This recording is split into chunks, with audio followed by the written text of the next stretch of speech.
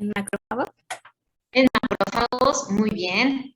Vale, vamos a buscar otra víctima. Jocelyn Paz. Jocelyn, ¿me puedes mencionar las células que pertenecen al grupo de los fagocitos? Exactamente, como que me sé las iniciales, que sería la B, bueno, que sería creo que la célula B, que es la célula toxina y citoxina, la célula T, la célula NK, la célula B y la célula, es que es T y S. T y S. Bueno, tú nos estás hablando de los linfocitos, ¿vale, Jocelyn? O sea, la respuesta está mal. Vamos a ver quién se la sabe. ¿Qué grupo de células pertenecen a los fagocitos? Ale Sandoval. Los neutrófilos y macrófagos. Los neutrófilos y los macrófagos, correcto. ¿Qué función principal? ¿Cuál es la función principal de los neutrófilos, perdón? Kevin Beristain. ¿Son los que dan respuesta de defensa inmediata? Son los que dan respuesta de defensa inmediata, ok. ¿Qué función tienen? ¿Cuál es su función? ¿Quién se la sabe? ¿Podría ser ingerir y destruir los microbios y tejidos dañados? Y tejidos dañados, recuerden que al ser parte de los fagocitos, ellos participan en el proceso de fagocitosis, que es un proceso que permite destruir tejidos, ¿vale? Microorganismos extraños, bueno, ellos prácticamente se los comen y los destruyen, ¿no? Una característica que nos dijo su compañero es esa, que son o sea, son muy rápidos, ¿vale? Son las primeras células que llegan al foco de lesión.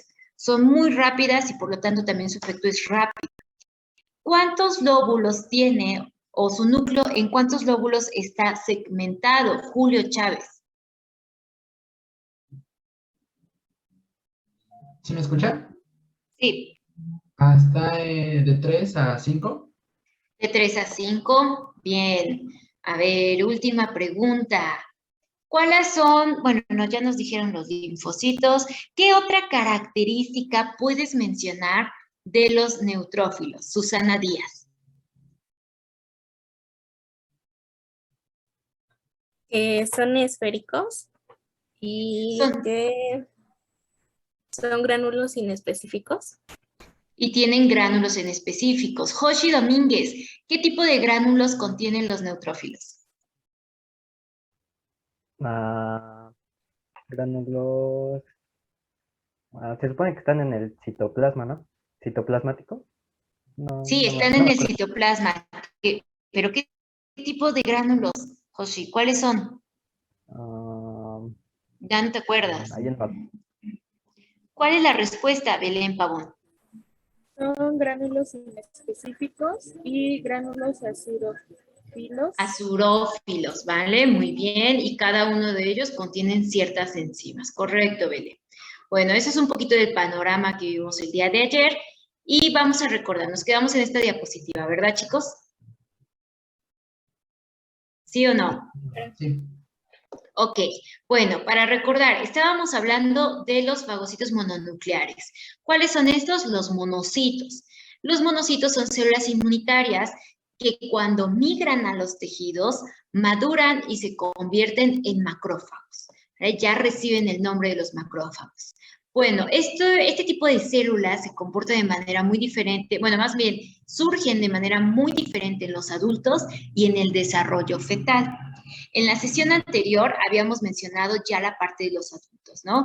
Y habíamos dejado de tarea investigar qué significa el nombre de esta citosina. ¿Alguien lo hizo para llevarse una participación?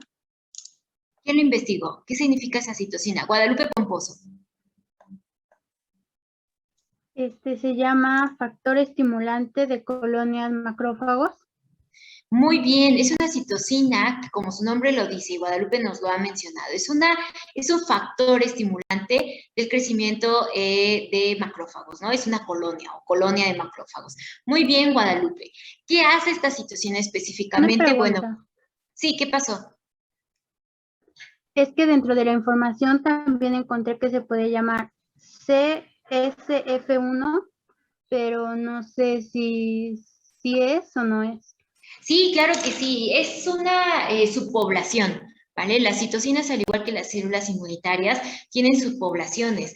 De hecho, nosotros tenemos una unidad completa de citocinas y van a darse cuenta que hay una cantidad inmensa de citocinas. Se dice que hay hasta 300, ¿vale? Nosotros nada más vamos a mencionar como las más importantes, pero esta tiene subpoblaciones. Y seguramente la que tú nos mencionas, la CFF1, es una subpoblación de esta. Lo que más nos interesa, o lo más importante de esta citocina, es que ayuda al crecimiento de otros monocitos, ¿vale? Que surjan nuevos monocitos en el adulto y que por lo tanto tengamos todas estas células inmunitarias siempre presentes, ahí patrullando en el torrente sanguíneo. Cuando maduran estos monocitos, entran y circulan en la sangre y solo cuando migran a los tejidos se denominan macrófagos, ¿vale? Esto ya creo que quedó muy claro. Ahora vamos a hablar del desarrollo fetal. ¿Qué pasa cuando somos fetos? ¿Quién nos defiende? A pesar de que nuestro contexto nos involucra a tener menos peligros, ¿vale? Porque estamos, bueno, en el saco vitelino, etcétera, y bueno, esto nos permite sobrevivir a ese ambiente. Nosotros tenemos que tener células inmunitarias que nos protejan, ¿vale? ¿Y cuáles van a ser estas células inmunitarias? Bueno, van a ser también los monocitos, pero estos no van a nacer de manera igual que en el adulto, no, sino que estos van a ser precursores del saco vitelino o del hígado fetal. De hecho, se dice que la mayoría de las células inmunitarias en el feto surgen del hígado fetal, ¿vale? Ahora, vamos a tener varios tipos de estas células en diferentes partes del cuerpo. Por ejemplo, en el hígado, estos monocitos van a recibir el nombre de células de Kupffer, ¿vale? Bueno, estos macrófagos, porque aquí ya estamos hablando del tejido como tal. Entonces, estos macrófagos van a recibir el nombre de células de Kupffer. Entonces, no se confundan. Si nosotros hablamos de células de Kupffer, estamos hablando de macrófagos que específicamente se encuentran en el hígado. Ahora, ¿qué pasa con los macrófagos que se encuentran en los pulmones? Bueno, ahí se van a denominar macrófagos alveolares. ¿Qué pasa con los macrófagos que se encuentran en el encéfalo? Bueno, ahí se van a denominar células microgliales, ¿vale? Que forman parte de la glía, y estas son células inmunitarias específicas en el sistema nervioso. Y hay muchas más, ¿vale? Si nosotros pudiéramos nombrar la de cada tejido, prácticamente tendrían nombres referentes a ese tejido. Nosotros estamos hablando de manera muy general. Ahora, estos monocitos, ¿qué características tienen los monocitos? Así como mencionamos la de los neutrófilos, los monocitos también tienen ciertas características. Una es que tienen un diámetro de 10 a 15 UMAS, ¿vale? Tienen núcleos en forma de riñón. Ahí ya tienen una diferencia entre los neutrófilos y estos monocitos. Porque los neutrófilos habíamos mencionado que tienen un núcleo segmentado, ¿no? Puede estar en forma de lóbulos, y pueden ser de 3 a 5 lóbulos. Vean aquí cómo se notan los núcleos totalmente diferentes. Estas son imágenes animadas.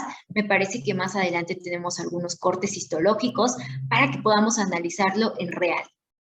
Y bueno, tienen núcleo en forma de riñón, ¿no?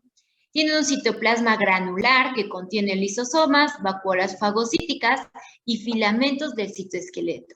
¿Qué quiere decir? Que ellos forman también parte del grupo de los leucocitos granulocitos.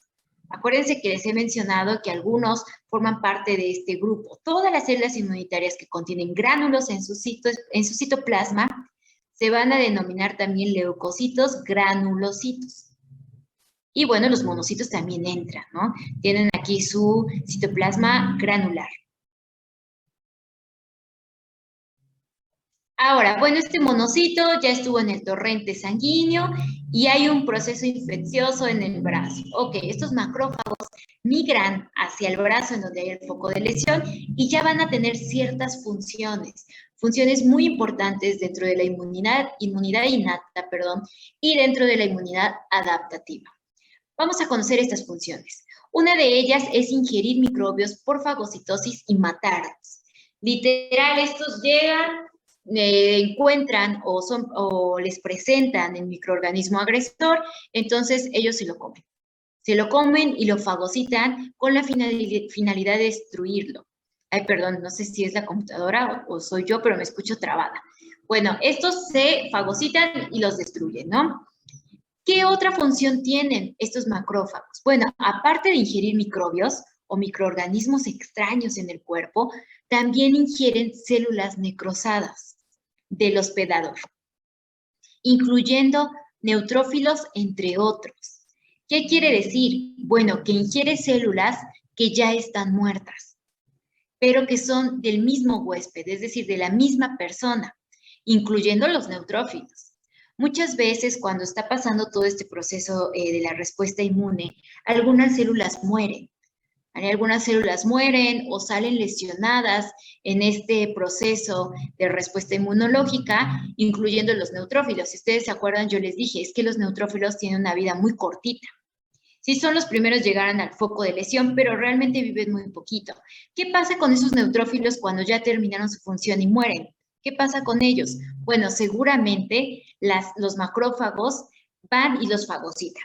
¿Por qué? Porque son células que ya estuvieron con la respuesta inmune, que ya se lesionaron, que ya hicieron su trabajo, pero que tampoco no, es viable o es bueno que se queden en nuestro interior, no.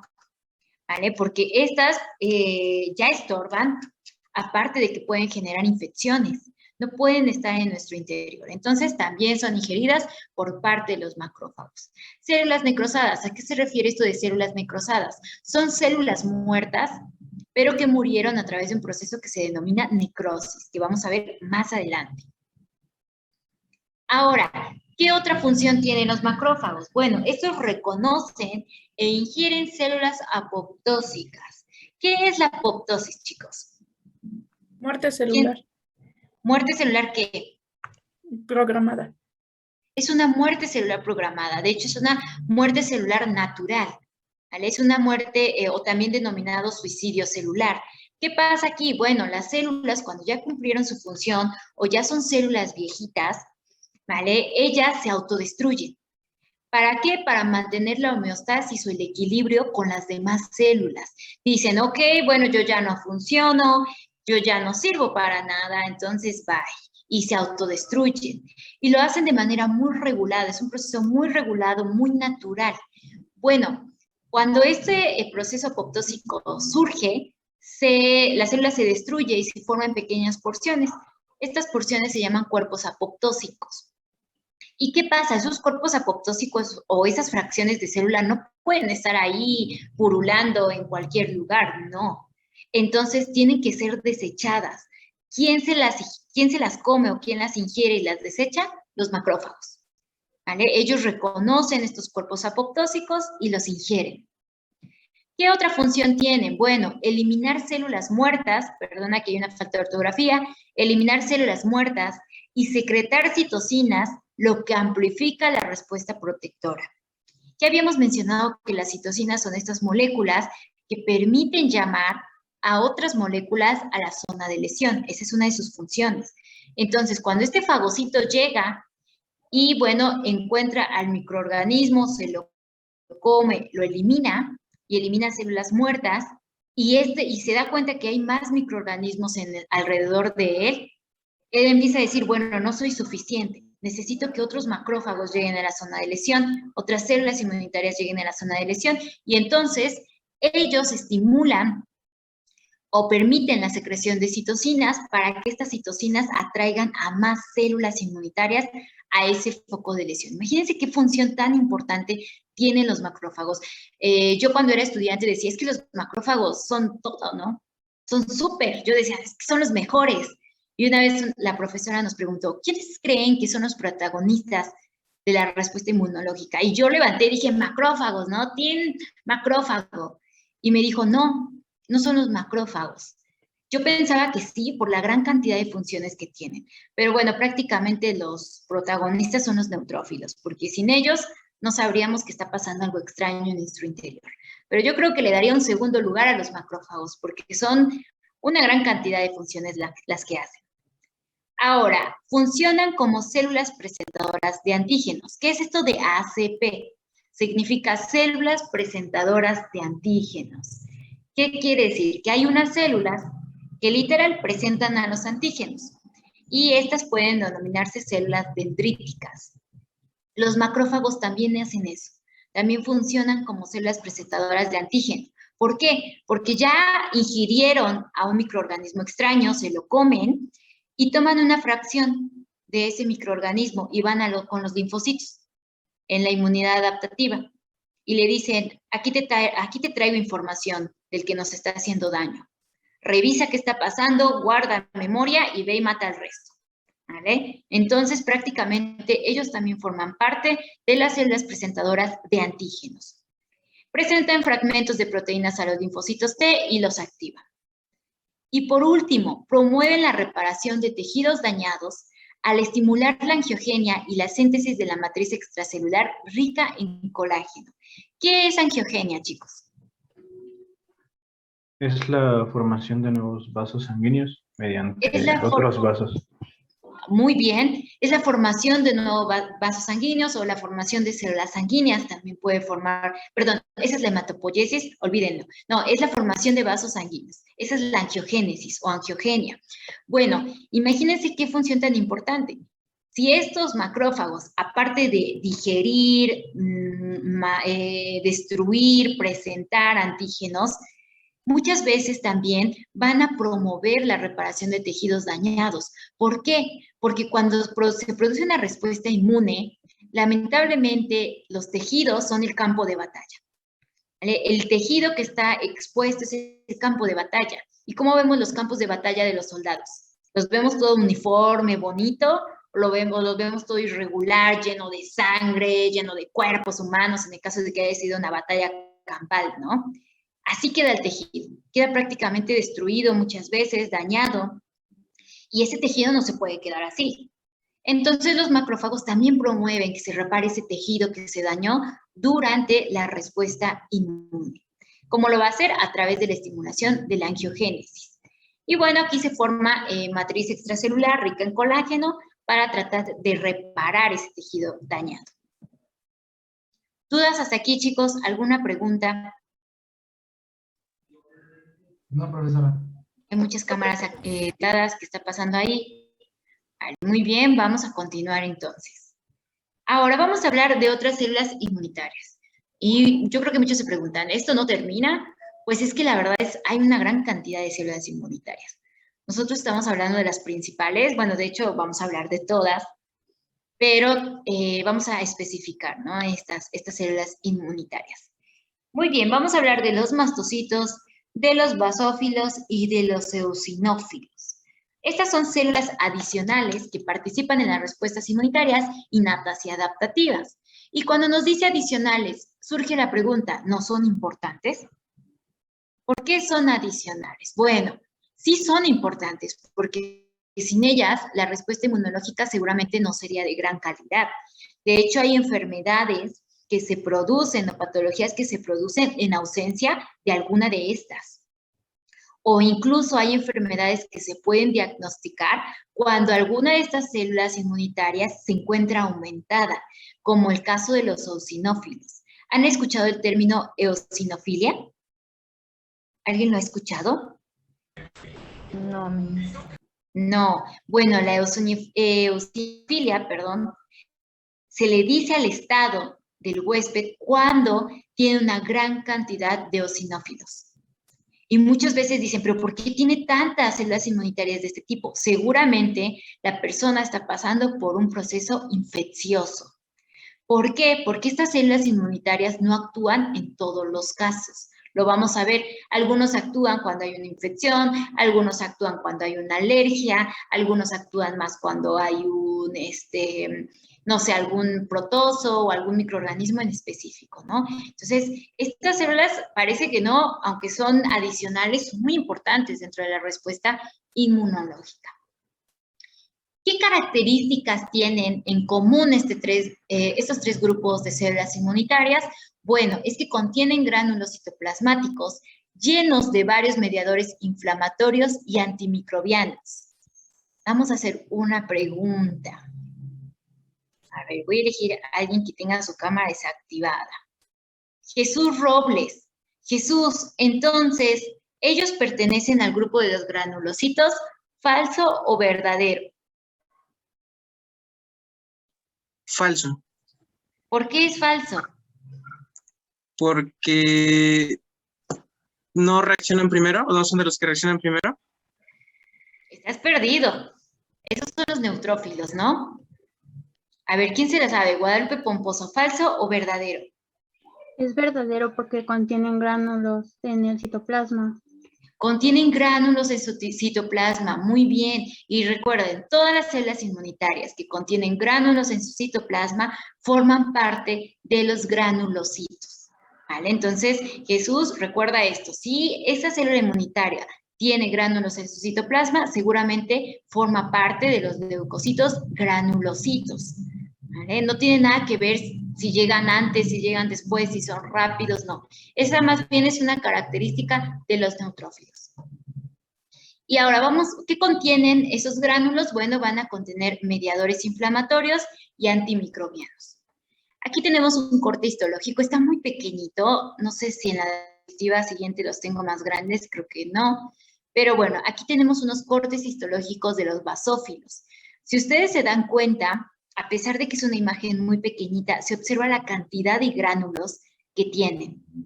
La cantidad de gránulos que tienen estas células inmunitarias, excepción del mastocito, que ahí yo no le veo casi nada, ¿vale? Pero vamos a ver una imagen más adelante.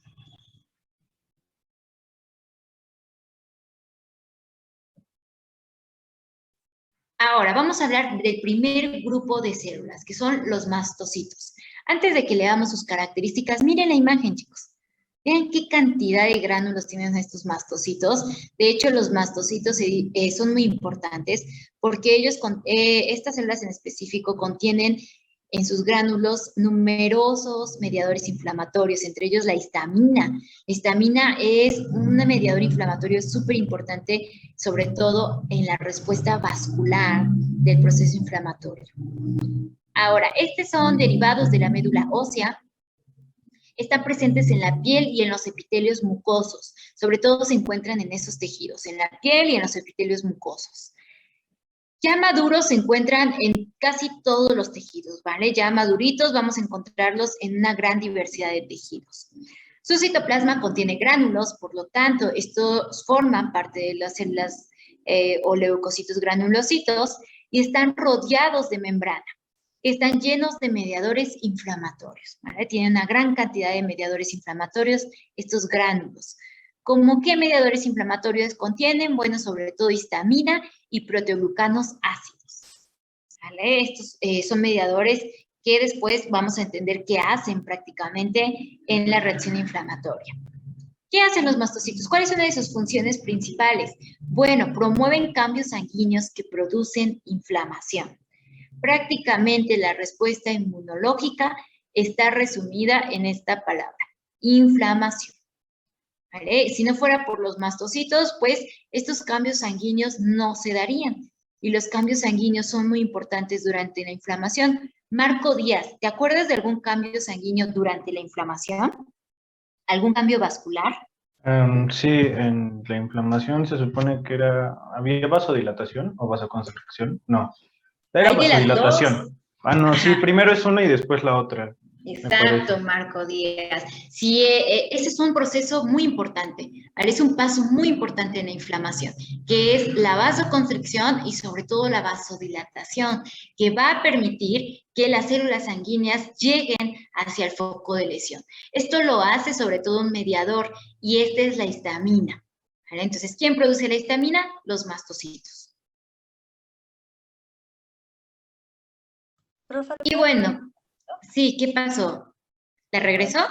Sí, por favor. Ok, no te preocupes, Jessica, perdón, no te escucho bien.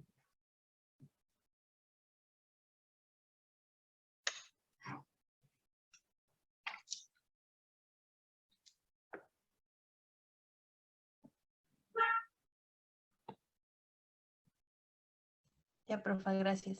Ok, ¿ya puedo pasar a la siguiente, chicos? Sí, profe.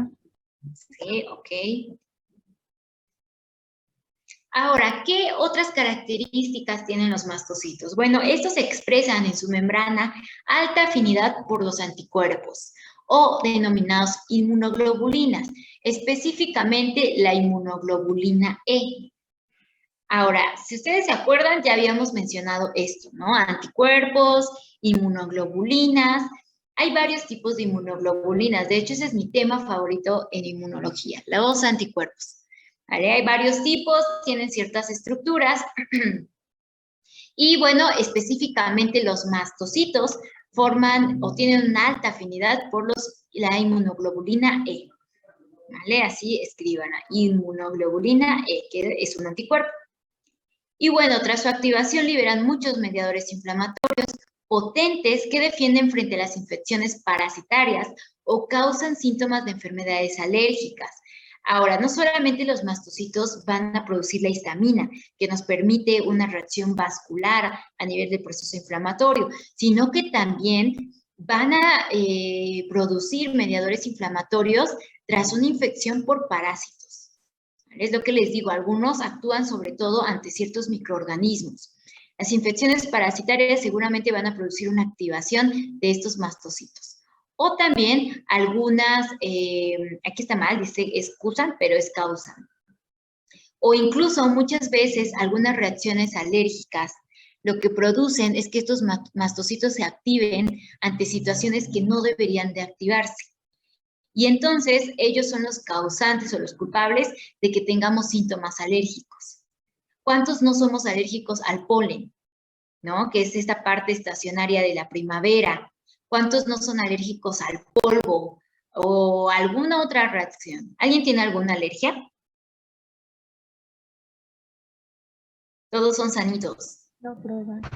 Yo, ¿Quién dijo yo? ¿Qué alergia tienes? yo al polvo, a la humedad, a, ¿cómo se dice? Las estacionales también y un poco al humo.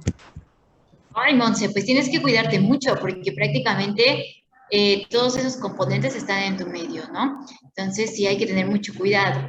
Bueno, seguramente algunas partes o algunos síntomas que tú tienes en estas enfermedades alérgicas están dadas por los mastocitos. Ahora vamos a hablar de los otros dos grupos de células, que son los basófilos y los eosinófilos. Bueno, los basófilos forman...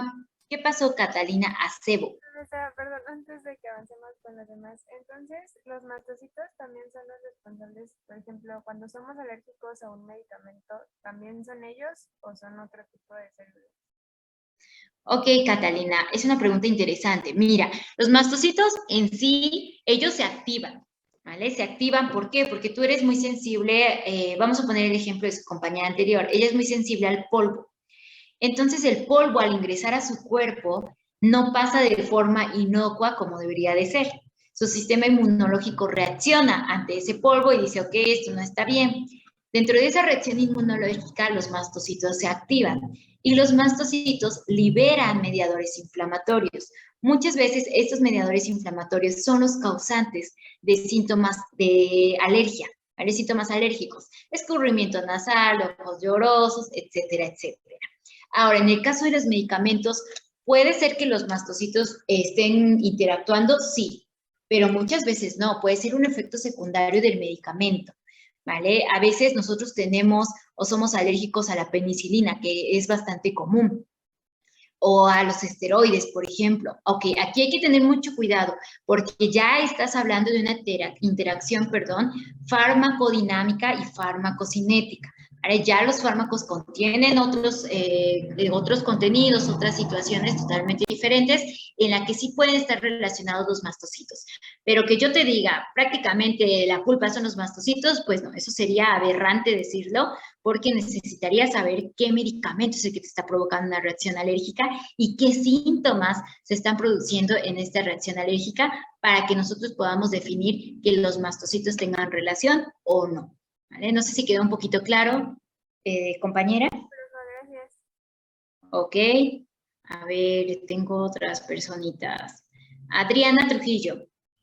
Entonces, profesora, con esto que le dijo a Katy de los medicamentos, ¿pasaría lo mismo con la comida? Por ejemplo, si eres alérgico a, no sé, a los tacos o a la carne.